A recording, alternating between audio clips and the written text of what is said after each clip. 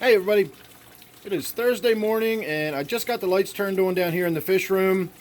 For a while now I've been having problems, I guess you could say, or an issue with this tank here, my T-bar tank, running a little bit warmer than the other tanks in the room, and more importantly it was running a few degrees warmer than what I had the thermostat set at, and in fact it was running really warm. It was up into the mid 80s in the Fahrenheit scale.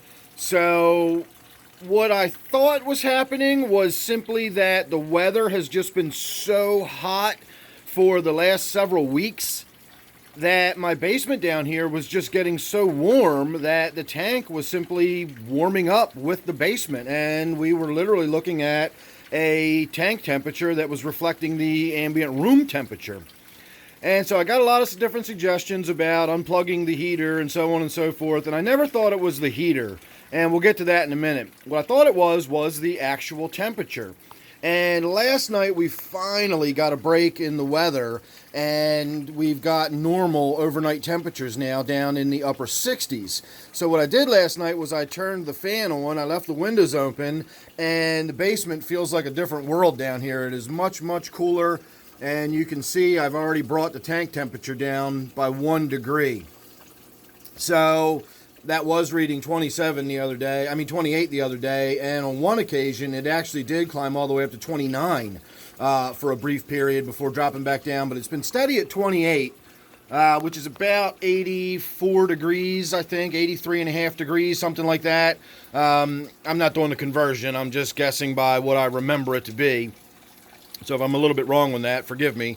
But it's around mid-80s at 28 degrees Fahrenheit, and that's pretty warm for an aquarium. Any warmer, and I really would have had to start considering putting, an air stone or something in there, because you're getting to the temperatures where the water doesn't hold very much oxygen at that warm, and you really do need to kind of consider putting an air stone in there. So I was getting concerned, but my fears have been relieved, because it really just was that incredibly hot weather we were having for, it was almost 3 weeks. We had temperatures in the mid 90s day after day after day, and the nighttime temperature was only getting down into the upper 80s. Like, there was almost no shift between night and day as far as the temperature, and as a result, we just got really warm in here. In fact, it got so warm that I was going to call my water people. I had developed a leak in my water system the other day, and so I was watching it to see what was going on.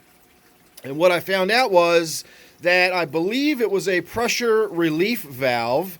As the pressure would come up on the my X-Troll tank, I have to pressurize my system. And when it got all the way up to full pressure, I would notice water dripping out of what seemed to be some sort of emergency release valve or something. And before I was able to get a hold of my water people, we had a break in the weather, the temperature came down, and now when I look at my water, it's not doing that anymore, and even the pressure gauge is not going all the way up to where it was going before. So that's how warm it was. The added temperature in my basement was creating additional expansion within my X-Troll tank, and it was causing me to have actual overpressure bleed-off issues because it had gotten so warm. And I think that's really all that we had to worry about in this tank, was the ambient room temperature in the basement was so warm that the tank was also getting warm. So to address some of the suggestions a few people made to me, one of the common themes was simply just to unplug the thing altogether and see what happened. And I didn't really worry about doing that, because it does have a heating indicator light that lights up when the heater is running. And as far as I know, that functions. I've seen it come on when the temperature gets below where I have it set. As soon as it gets to where I have it set, that little light goes off. So I have no reason to think that's not functioning properly. The idea that the heater would be overheating and that light would not be coming on, but only coming on sometime, electronics don't work that way. They either work or they don't. And having that light come on occasionally, yet having the heater heat constantly, it just doesn't work that way. The other aspect is, if the heater was just heating constantly, I'd have a tank full of dead fish, because the temperature would be 100 degrees in there or more, and it would just be continually trying to get warmer and warmer and warmer, and you kill fish that way. Whenever you have a heater that fails, and it fails in the on position, that's a bad day. You're going to have a bad day with that day. So I don't think that's what the issue was either.